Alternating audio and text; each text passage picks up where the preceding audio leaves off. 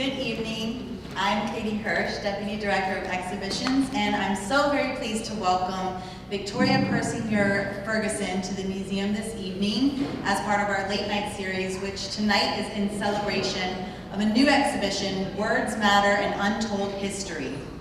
This exhibition is on view in the second floor galleries until January 11th, and it comes from the Virginia Museum of Fine Arts to the Taubman Museum as a statewide partner. And I'd like to thank colleagues from the VMFA who are here with us tonight to celebrate. Words, Matter Untold History is about Indigenous stories, language, and representation. It asks us to consider how words, images, and symbols can both harm and heal, erase and empower, and how artists use them to tell their stories. In bringing this exhibition to Roanoke, the museum knew it was essential to recognize the Monacan Indian Nation, whose homeland we are in today. We're honored to include these works by Victoria Ferguson that I saw some of you enjoying upstairs in this pursuit.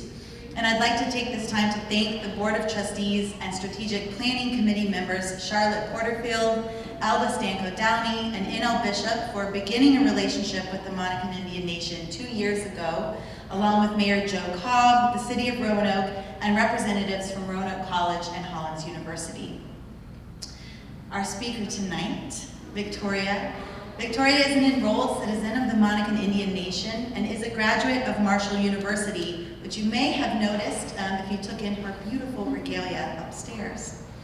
Victoria has 30 years background in researching science methodologies and historical documentation on the daily living habits of the Eastern Siouan populations up through the early European colonization period. Victoria has been involved with public history as a historical interpreter for over 25 years and participated in multiple educational documentaries in this pursuit.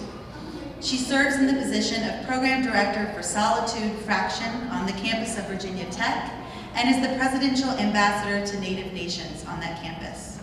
Victoria has let me know that tonight she welcomes questions throughout her talk, so please don't be shy. Raise your hands with questions or comments as she speaks about some remarkable documents from her great aunt. So thank you again for joining tonight's talk, and welcome to Victoria.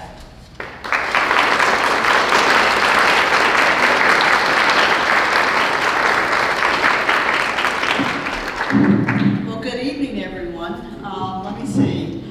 Mekura Machun Kahoe, which means you are welcome to be here. Since you are on the Eastern Siouan land of the Monacan people, I thought it was important for you to be officially welcomed into this space. I am really happy to see all of you guys here, guys, girls, all of us here together today. I want to tell you a little bit about how we ended up with this particular event tonight. When I was contacted by the museum about some of the items that I've had on display in other places, I've had some of them at Washington and Lee, the Moss, it was the Moss Center then, the name has changed recently. And so pulling some of those items here, I was really glad to do that because it's a community thing and I'm a community person. And when I found out what the exhibit was about, Words Matter, I said to Katie, I said, I'm going to send you the journals from my great aunt. I said, please read them. I think it would be a wonderful opportunity for us to offer these journals. Just download them, they're free, doesn't cost anything, and then to gather people together so we could have a conversation. They could ask me questions about her or her life or the journal and things that are in the journal. And so they read it, and the next week, like Monday, I get a reply back saying, absolutely, we want to do this. And so that's how we ended up having this conversation tonight. I think the goal is to have a conversation about the journals. The first journal was written beginning in 1907, and the last journal that we have access to ended in 1912. And this was my grandfather's sister, older sister, okay? So I think you should understand about finding the journals because it wasn't something that we knew about immediately. I found out about the journals on the Moccasin Telegraph. You guys know what that means? So as our Indigenous people meet and travel and talk to each other, that's the Moccasin Telegraph, we share information and stories. And at one of the powwows, a gentleman who is really like a distant cousin of mine because he's related to Joseph Sparrowhawk and Sarah Persinger, he said to me, "Have you heard about these journals?" And I said, "No." And he said, "Oh." And he started telling me about the journals, and he said, "You got to look them up and you got to read them." And so at the time, only the first one was out there, the one that was posted in 2008, I believe. And so I downloaded, and when I downloaded this journal, and I'm reading this journal, and I'm hearing her voice in my head,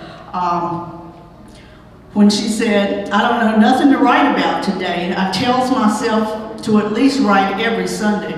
Miss Odell says it's good because it keeps the mind off your troubles." And then she says this, "I find me a hog feather today." And I went, okay, this is going to be Indigenous. And she said, "Out by the basin. I put it over the door so as to keep the bad luck out. Granddaddy Persinger always says to put them with the quill down so the bad luck runs right up them and not in the house." And I went, oh my goodness, wow. By the way, any of you all still have welcome mats outside of your door? You might want to turn them around so you're not inviting the bad spirits in your house. Just saying. And so once I read that, I went, oh my goodness, this is really going to be good information, and I devoured it immediately. I've had to go back and read it multiple times because every time I read it, there's something different going on in the world or something different going on in my life, and I read it from a different lens and I pick up some more information. So please read them and read them often and learn some of the little things that she is teaching us. And so that was how we ended up with the journals, and then of course we continued to share it amongst our other family. So as I'm reading the journal and I'm reading her talking about her brother Floyd, I went, oh, that's my grandfather. Okay, great.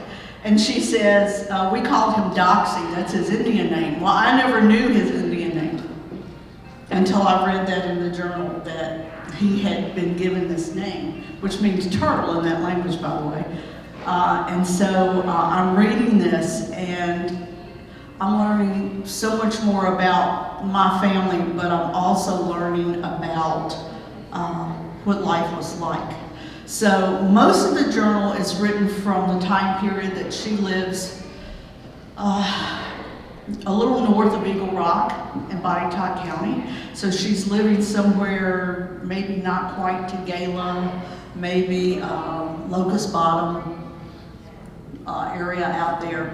Someplace out there I think that she's living, but she's living close enough that she can get to Eagle Rock because she has contact with my Monacan ancestors as well, and she tells us stuff about them in this book as she's writing it. And so, because both of my parents were raised in Eagle Rock, I've spent a lot of time in that county and in that neighborhood and up and down 220. It was a place where I knew there was a knowledge that I already had inside of me because I'd spent so much time there. My older siblings had spent so much time there. And so the one thing that I realized as I'm reading these journals is she just didn't write about herself. She wrote about her community. And Indigenous people in the early days valued community above almost anything else. Because if you belong to a community and your husband dies, you're still going to eat. Your children are still going to be loved because the community is your family and they're going to embrace you. So she had a community. It was a different community, but she still had a community of people that she loved and they loved her. And so as I'm reading this book, I'm learning that she's she's surviving. I like to call this a three-legged stool. So when I do history at Solitude, which is the oldest structure on the campus of Virginia Tech, I said to people, we can't just tell one story. I can't tell just the Preston story, because the enslaved families who are also involved with the history there, they have a story. My ancestors had a story because we were the first caretakers of the land. So why don't we just tell all of these stories so when people come they have a broader place to learn from. And so she did that in these journals. You'll hear her talk sometimes where she's talking about some of the white people in her neighborhood, some of the ones that she worked with, some of the ones who did good things for her and treated her kindly, and then some of the ones who treated her badly, but she tells those stories. She tells about the stories of people of African ancestry who lived in her community and what they went through. And the one thing I can say about that that will always make me proud of her is that she wrote down stories that we now can read that would have never been told had it not been for her. Never been told if it's not been for her. And I think one of those stories, if I can find it because it's so many pages here, is her dear friend Miss Jones. Miss Jones had been enslaved here in Virginia. And if you have not read this, when you read this book, you'll find the story. And this is what she said. She said, Miss Jones says that she keeps talking about her kids today. Miss Jones and Miss Mary, I think they lived together. And they had both been on the same plantation. She said, Miss Jones remembers the day they sold Miss Mary's family. She says that the master never said no word to her about what he plans to do. Early one morning, he came with the overseer and a couple of white men, and they drags her man and her kids from their cabin. Miss Mary begs him to sell her with her kids, but he says she is going to stay. She runs after the wagon, yelling and crying till one of the men beat her. Even then, they say she would get up and they would knock her down and move off, but she'd get right back up and go after them again. The master yells for some of the slaves to hold her before he kills her dead. It took near a month before she talked after that. Miss Jones knows how it was because the master sold her kids at auction too, and she's never seen them again. And so sometimes when you're reading, she keeps that in her mind, and she's very careful about things that she will not say in their presence. She will not talk about whether or not some of her ancestors may have enslaved people. She won't do that. She's very careful about that because the love that she had for these ladies and the friendship that she had for them was much more important to her than ever doing anything that will cause them pain or despair. And so as I'm reading through this, I see that she's doing that. She's very careful that she's doing that.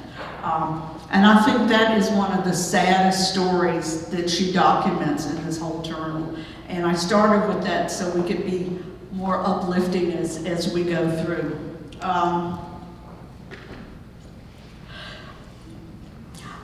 She introduces her neighbors and her friends, and she does introduce us to Miss Mary and Miss Jones. I think I was reading something one day, and you can tell it's written from a historical time period because she'll use words that we may not know what they are today. And she got mad at her children for laughing at Miss Mary and Miss Jones because they were at a gathering and dancing, and she said, we're going to teach you some of these slave dances we used to do. And one of her children laughed, and she said she threatened to hit him with a do-bad switch. And I went, a what? Let me read that again. A do-bad switch?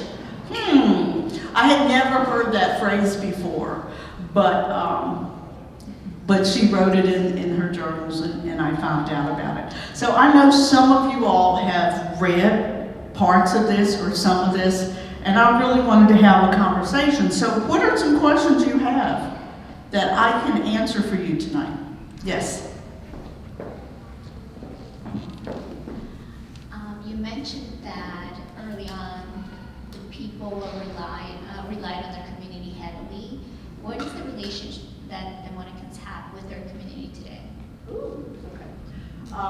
We have a relationship that's interesting.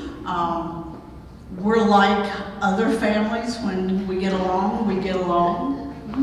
When we don't get along, we don't get along. So we have some of those dynamics. But the one thing I can say about the Monacans is in 1989, when we received state recognition, what I saw happening was a great deal of pride from the people. Pride that they could now openly claim that they were Indigenous. They had pride that people wanted to know more about their knowledge of the land, their knowledge of how they were using certain plants for medicines, how they were weaving baskets. Our basket weaver's been here to this museum. So we've been able to have a great deal of pride that we didn't have before, and that's important to the community. Is it always kumbaya? No. But what is? But yeah, our community is stronger. We are the largest tribe in Virginia. There's about 3,000 enrolled citizens of the Monacan Nation. We are the largest in the state of Virginia, and the only tribe on the western side of Richmond. So we have a lot of territory that we have to cover. We cover territory with when they do archaeological digs and they find remains, they have to come back to us. So we have a lot of counties that we have to deal with accepting remains back and doing repatriation and reburial. And so we have a number of them right now that we're planning to repatriate. So those are things that help us build community and put community back together. And we've had 30-some consecutive years of powwows. And so that's something that drives the community. The other thing that we do community-wise is raise money for education. Because when we looked at the educational disparities within our groups, we realized that it was something we needed to focus on. So that's where community is. And thank you for asking.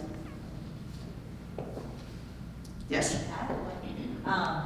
The Star Rock story, and I'm cheating a little bit because I've also heard you talk about it, right. But that the story recorded and the larger connections that you could see from that story in archaeological evidence and in other cultural stories and agricultural practice. And so some of these stories that were recorded in the journal that maybe also validated some histories or stories that you had heard and here written at the hand of your great aunt. Oh, absolutely. So if you haven't read it, please pick the journal up and find the Star Rock story. The Star Rock story is a story that talks about a time when we as humans did not have any gifts from the plants. And the beetle was upset, and he said, well, the trees give them nuts, and the animals give them meat, and I don't have anything to give them.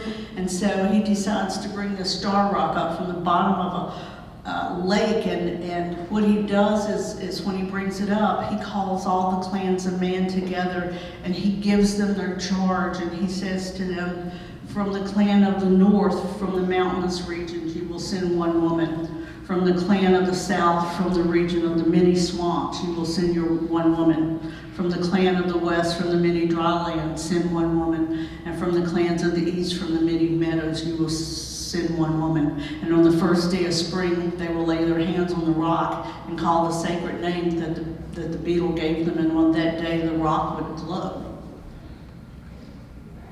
And the first gift they got was the gift of corn. And then the next gift was beans. And so as I'm reading this, I'm thinking about, 3 sisters, right? What have they taught us in school? They've taught us about 3 sisters. My aunt wrote this before people ever heard of the 3 sisters, right? So she's telling us this. She's telling us about these gifts, and then they get the gift of a pain-free death, where if you, as it nears your time, your spirit guide will come to you and he will lead you to this lodge. And when you pass there, you will pass without pain. And then the women next year were like, hey, how about a pain-free childbirth? And the rock was like, you got it, you know. And then of course, you know, they messed it up. I'm not going to tell you how they messed it up, but I'm going to encourage you to read it so you can see. So as I'm reading through this and I'm realizing how much it connects to the different things, for instance, this lodge that they were supposed to build, and these 4 women that are going to represent these 4 clans of mankind, and I'm reading this. And then I decided to write a paper on the women's role of the East and Samoan society, and the first thing I do is tell that story, because as I'm going back and I'm pulling research, I'm talking about the corn, and I'll go, well, you know, they told us in the Star Rock story that corn was the first gift, you know. And then I talk about that it's the women who had the power to talk to the Great Spirit through the rock, not the men, but the women had that power. But then we saw that the women were compassionate, and they were asking for gifts for the people, not for themselves so much, but for the people. And so still today, we understand that these lodges are divided into 4 sections, and for the 4 clans, the deer, bear, wolf, and turtle clan, and how when you go into those lodges, you know, you sit in the section that would belong to your clan, right? But there are these kind of longhouse structures that kind of remind you of the Star Rock story. And so by reading the story and then looking at the research we have today, so much of what we know today, or the information we've discovered, she told us in the Star Rock story. And that story is centuries and centuries old. And so that's why sometimes it's important for us to read the stories that Indigenous people have written down, or hear the stories that they tell us, because those stories can have a lot of truth. Without a written language back then, our main way of keeping knowledge was stories and sharing things orally. And so I was always glad that Mary Margaret had the ability to write and could write these stories down. And let me tell you about that too. She tells us in the book that these 2 white ladies in Allegheny County taught her and her sister how to write. There was no school for them. They did not have any kind of educational system for them. And so you all have probably heard the Persinger name before. When I went to Patrick Henry one day for an event, I walked and I went, oh, Persinger Hall. Cool, it's one of my ancestors. And then I go down a little bit and I go, Penn Hall. Oh, that's my grandmother's people. And so I'm looking at these names that we carry, these European names that we carry, and knowing that we have these contacts. So our Persinger family came from north of Zurbriggen in Switzerland. They came here in 1735 on the ship Mercury. They followed probably the Wilderness Road or Warriors Road from Pennsylvania down into Virginia, and kind of went west there at near present-day Lexington, and ended up in Allegheny County on Potts Mountain. And so that's where that group of my family settled. And so when they lived in Allegheny County, they lived around their Persinger relatives, and they were able to learn to read and write. And so that's why she had the ability to read and write, because of the people in the community cared enough to teach her, and she was smart enough to learn it. Yes? So I have a little bit of a personal question. Okay. And also it's a little bit of a selfish question, because I'm a Persinger as well. I'm a Persinger descendant. I'm enrolled in the Monacan Indian Nation, but from my father's side, and Persinger on mother's side. Right. I'm just curious, they tell the story of the 3 Persinger brothers that settled the county. Do you know which one is your ancestor? Jacob was the first one, Yes. and his wife was taken by the Shawnees on the raid, Yes. and so that was like my 6th great grandmother. And then he had one son, I think John, survived because he was out in the field with his father the day the Shawnees raided. And so John's daughter was Sarah. Sarah married Joseph Sparrowhawk. Thank you. That's my line. I was looking I was looking at Yeah. the family tree on my wall this morning, trying to figure out if we were, who are. How close? Yeah, If we're who- 52nd relatives or 14th cousins, right? So far Okay. away. Thank you. Yeah, great. Well, hey, cuz, thanks for coming. There's another cousin over here. I'll have you introduce her later. But that's a good question. Thank you. It's interesting because a lot of Persingers who have read the journal all for some strange reason think that they're related to Joseph Sparrowhawk, but they're not. He only had like 5 children or 6 children, and we're related maybe through Sarah's line. Interestingly enough, I have this. So my great-great-grandfather's name was Gabriel Persinger. His Indian name was Uwasi Sparrowhawk. Uwasi meant son, and he was always called Uwasi by his father. And what happens is, I think on the 1840 census, he's listed as just Gabriel, but no last name. So I have to explain to you how this happens. So in the 1830s, the Cherokees are removed. He's down in North Carolina with his father for 9 months before the removals. He gets away from the patrollers. They stop him on his way back home, and he hides out in the woods, and then he gets back home. You gotta think how hard it would be to carry an Indian name during that time period, when they're rounding up people and they're moving them. Because we deal with these conversations within Monacan groups.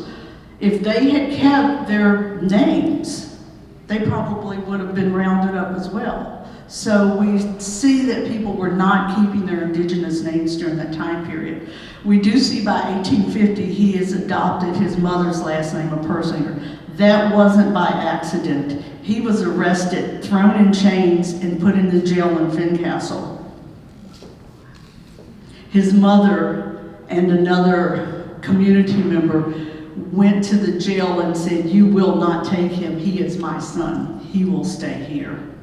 And so because she intervened, he stayed here.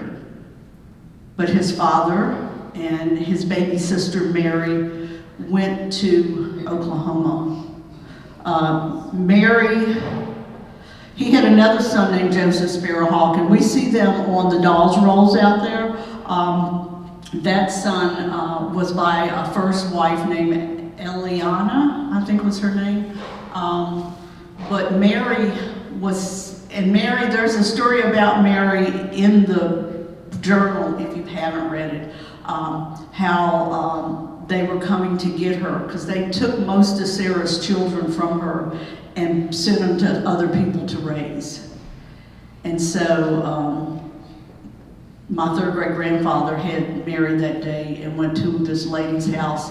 And I can see her now sitting there peeling apples with a butcher knife that's about this long. When the government people knocked on the door and she goes to the door, I can see her talking with this knife like this, where she says, "Be ashamed for something to happen to you up in these mountains tonight," And but when Joseph went to Oklahoma, he took Mary with him because they said that she was a darker, more indigenous looking. She couldn't pass like some of the other kids could, and that he thought it was better for her to stay with them. Her first husband was a Cherokee man, and her second husband was a Choctaw. And if you look up her birth record, her death records, she lists Sarah Persinger as her mother and Gabriel as her brother. So we have direct government records to connect these families here to the families out there. Yeah. Questions? Interesting, right? Yes.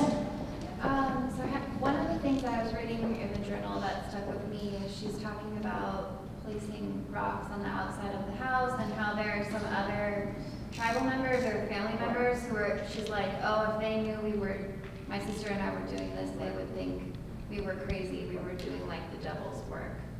So I'm curious, like with the family going back and reading the journals, like some of these traditional knowledges or ways of doing things? Like, have the journals been a resource for that? Or, yeah, what has that been like? So the journals have been a resource for some of that information. Interesting you were bringing up the rock conversation, because we are getting ready to unveil a longhouse pavilion in Monacan territory.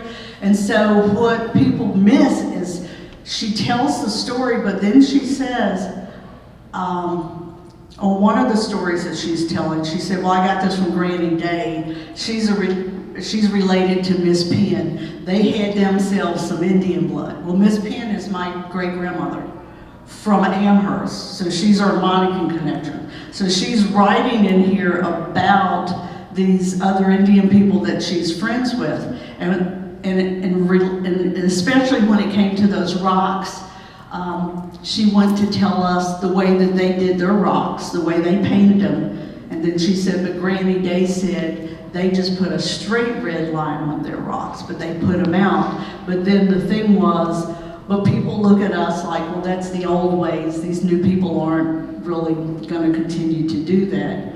And then if you read the story, then she said, you know, it was my fault that I had not taken the time to be with my grandkids and teach them this so they would know what those rocks were for. So I'm not mad at them because they moved one of the rocks. It's my fault because I haven't taught them. And the purpose of her writing in the journal was to make sure that these lessons would be recorded and that people would have this knowledge moving forward. So we have that knowledge, and we were talking about that earlier of making sure that we're doing some of those things and bringing that knowledge back to the people, that knowledge in particular. Yeah. Yes? Kind of continuing that, I was going to ask, is there like food histories that are being preserved? Monacan food history? I was just curious. Well, yes. Well, I literally, and I'm laughing because Desiree knows this too, because she has a copy, but I finished Food Practices of the Eastern Siouan article that's in the quarterly bulletin of the ASV for June of 2024. It's 44 pages long, and it talks really nothing about, except about the history, you know, the foods, how we prepared it, different items, but we gain more information all the time. And the question that I'm working on now is, we have an issue with obesity. We have issues with diabetes. What are we not doing now that our ancestors used to do? And I think some of those questions can be answered if we start to look at food. And two of the foods that one of them I'm really looking at is sunchokes, which are all the rage now. But some of the reports that they're doing on them, they're doing wonderful things about with type 2 diabetes. And so we used to eat them often. We're not eating them anymore. And the other thing we're not doing is we're not going out in the forest in the early spring harvesting greens. Because within our tribes, we were told that when the spring greens come out, you have to go eat them so they can cleanse your system. And now I want to know if they're changing the bacteria in the system from the winter foods to the summer foods, but we don't do that anymore. And so paying attention to some of the things that we did. And if you notice, like she's talking about making bread out of acorns. Well, I've got some in my oven drying right now that I've leached for an event we're going to have on campus. And so just trying to make sure that we go through those processes. My husband's probably sick of me bringing black walnuts home.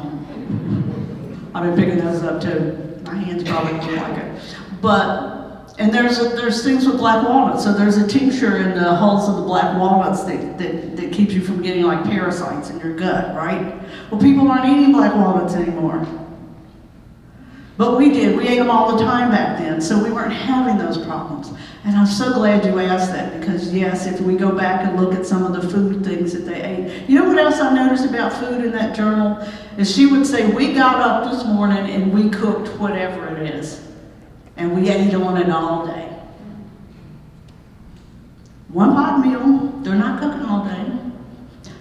no refrigeration, so they're not gonna waste it. And then tomorrow it's something else. And I noticed that that was how they were managing, how they cooked food and how they ate. Yeah, anything else? Yes? I do a lot of research for communities who are descendants of those who were enslaved in this area. And oftentimes it comes up, they will have been told, you know, that there was somebody in their family who was indigenous. They were full-blown Cherokee, they were this, they were that. And sometimes I know that that's a little, like, there could be some myth involved. But also, there's some that we just can't prove. And I don't know how to help them Do that. research that connection. One of the problems we have, and we have it within our tribe, is because we don't have any Tupelo, Pony, Monacan, Occaneechi full-blood DNA in a database someplace. So when they run our stuff, they don't have anything to run it against. So they're running our stuff against everybody else who's from England and Ireland and Scotland and Nigeria and, you know, all of these things. And so when they run our data, it's not picking it up because they don't have anything on file to run it against. The reason why I'm saying that to you is it's difficult. I mean, not everybody's lucky as I am to have these journals or as we are to have our connections in Amherst County. It's just not. But I'm glad you said that because I'm going to read this to you. So we have been in contact with Mary Margaret's grandchildren or great-grandchildren. I have emails from them. And so this type of information is not going to be in the journals, but there's something that one of the great-granddaughters wrote, and I want to read that to you all. I had this marked already, so this is perfect. Remember she talked about how the people in Allegheny County, the Persingers were family, they took up for each other, they didn't care, you know, who they were, I mean, what they looked like, they were family and they knew they were family. And so she said they were family and that was all that matters. Mary Margaret said it best when she said that if you bothered with one of them, you had to deal with all of them. Growing up in a different time, when I knew no whites that respected people of color, to know that our people were colorblind is a great gift. Sarah may have been white, but I know that even as dark as I am, if I were to meet her today, she would throw her arms around me and give me a kiss, and the color of my skin would be the last thing she would be thinking about. I can now say with pride that I am part white, and that part of me is as important as any other, because I came from the strongest white woman I have ever heard of. My family is made up of all colors, from my cousin Vicky, that looks like she stepped off an Indian reservation so much that when we saw the picture of her in the buckskin dress required, she was so beautiful. My cousin Richard from Anna's family, who describes himself as so white with his blonde hair that he makes his sheets look dull. My daughter, who when she puts on a dashiki looks like she came right out of Africa. My cousin Carol, who with her straight black hair and dark eyes and light brown skin almost looks Chinese. My cousin Robert, the Spanish speaker, who comes from Phoebe's family, that in his war paint and Indian regalia could make the devil turn and run after seeing him. I know why people were afraid of Sparrowhawk.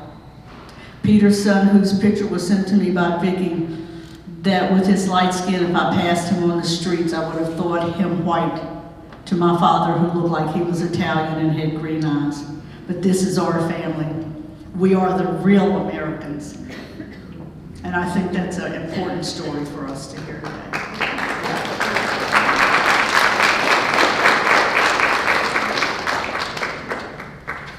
And that came from, like I said, one of her grandchildren's emails that she wrote to us.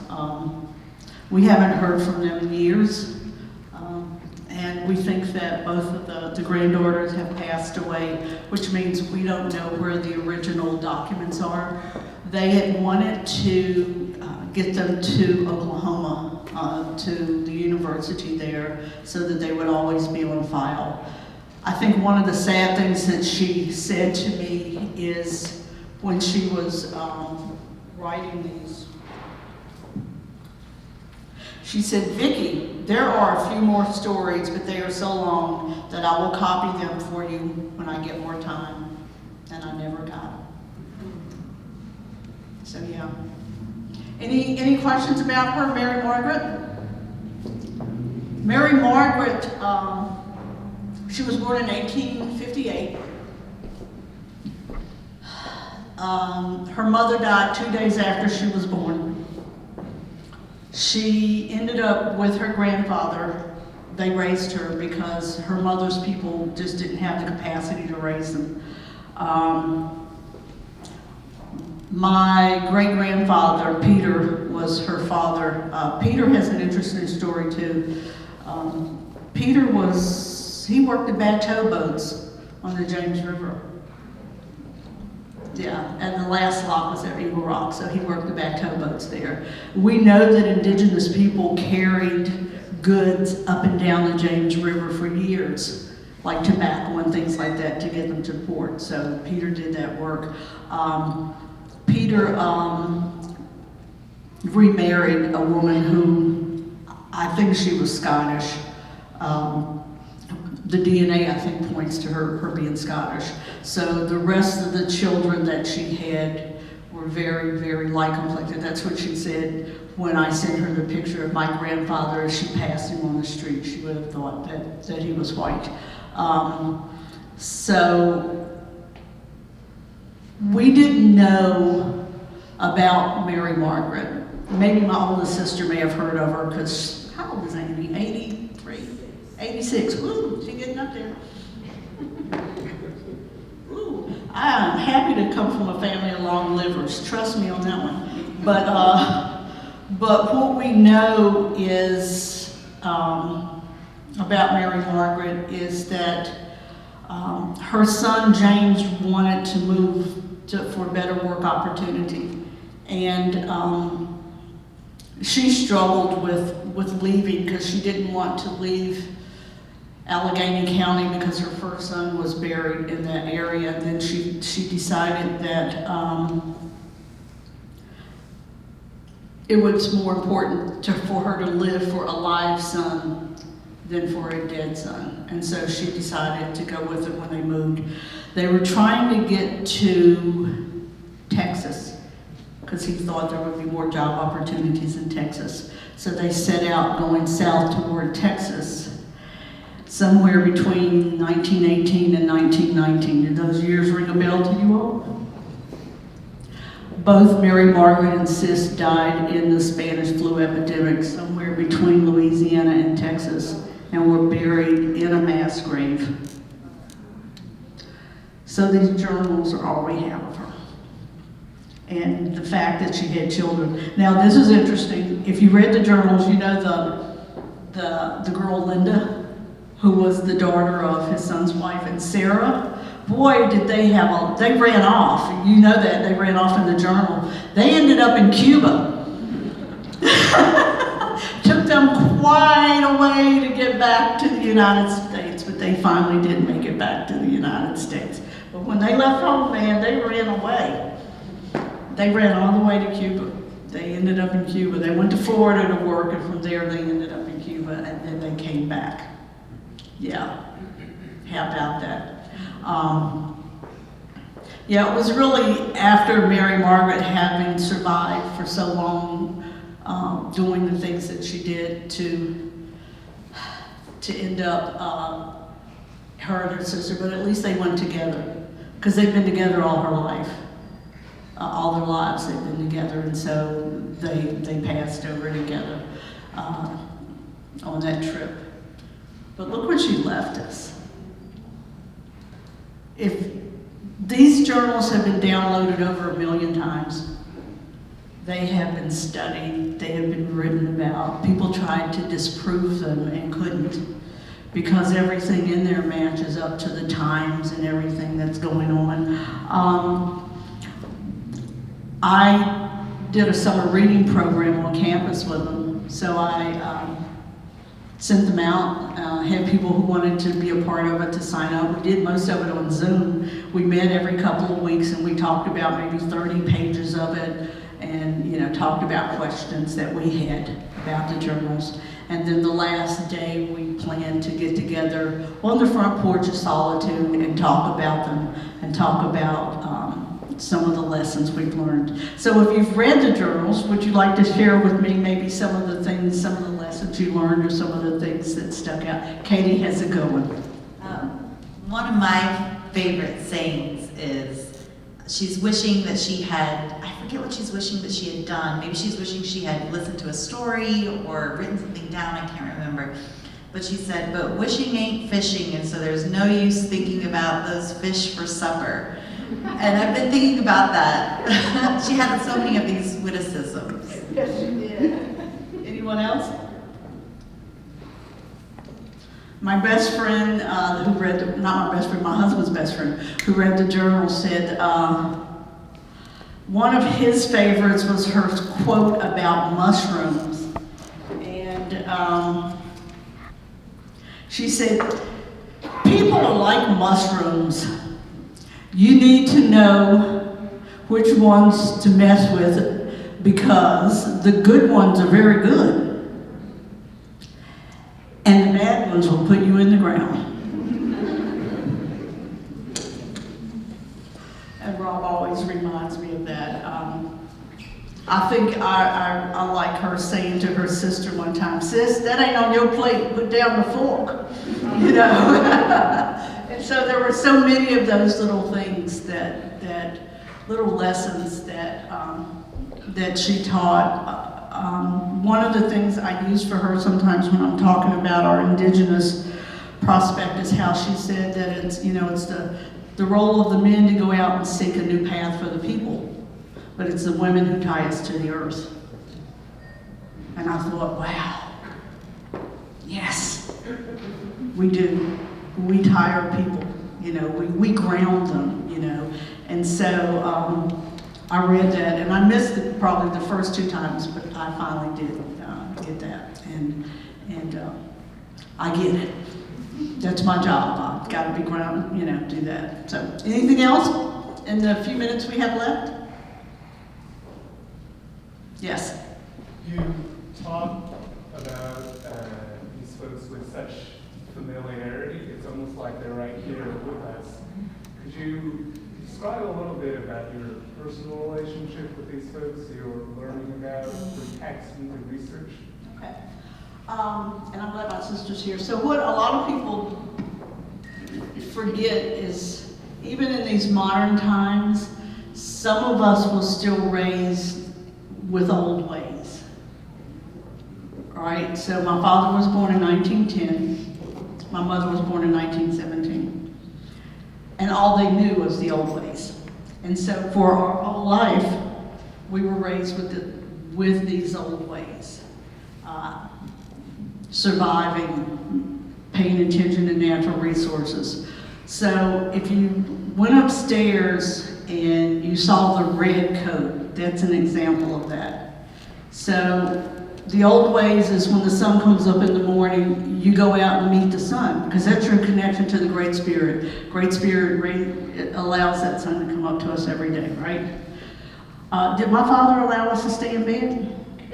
Right, there you go. So we were not raised to be people who didn't meet the sun in the morning. So that's just how we were raised.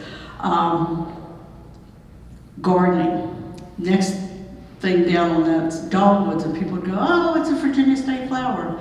Yes, but to us, during the time of the dogwoods, you plant your corn. So we're paying attention to nature and what nature is telling us, and we're working with nature. I wasn't fortunate enough to go out into the woods and go on these expeditions with my dad, like my older siblings. But he took them out and he taught them things, and he taught them about the names of things and when to get things and how to do things and how to mark your trails so you could get back home and not get lost.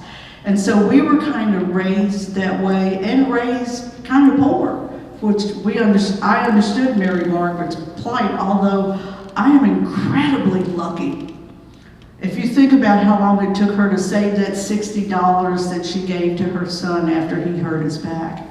And I think about now, today people spend $60 and not even think about it, right? And so we were raised closer to Mary Margaret than we were in today's society. And so it's a little bit easier for us to have understanding of that because of how we were raised. And in a way that's probably good because it allows us to keep that connection going and explain maybe things sometimes that younger people may not get, but we do because of what our lives are like. But that's good, that's a good question. I hope I answered that for you. Yeah. Did I see a hand back here? Yes. I was just going to ask, you know these stories inside and out, and there's so much love that comes out when you talk about them. But are there words from her that you find most inspiring?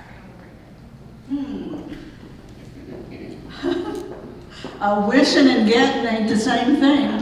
How often have I told myself that? It really is. And I think, she said, what is a pebble to one person may be a boulder to another. Think about that. Because we so often see things from our own perspective and don't see it from the other person's perspective. So from her, I'd like to think that I have empathy because she had empathy.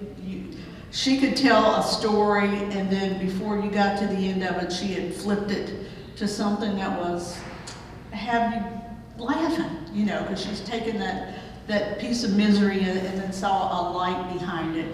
And so I'm kind of like that way. We've always been that way. We deal with the bad and then just try to make it into the best thing that we can make it into. And those are things that I think we get from her stories when we read these. If you guys read them, if you haven't read them, if you read them again, I will bet you if you emailed the museum and said, can we come back and have another conversation, they would be happy to let you do that. Because it really is, it's one of those things. But if you do that, you guys are going to drive the questions this time and not me. But please, think about that. We're building community. We're building community around her words. And I think it's an example of her words mattered, which is what this exhibit is all about. Thank you, guys.